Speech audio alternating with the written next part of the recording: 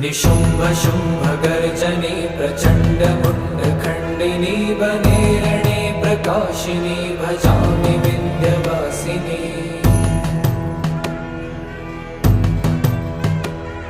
त्रिशूलमुण्डधारिणी धराविघातहारिणी गृहे गृहे निवासिनी भजामि विन्ध्यवासिनी।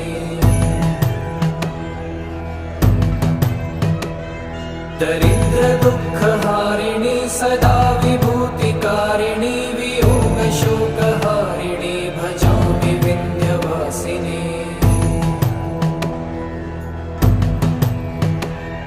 लसत्सुलोललोचनं लतासनं वरप्रदं कपालशूलधारिणी भजामि विन्ध्यवासिनी।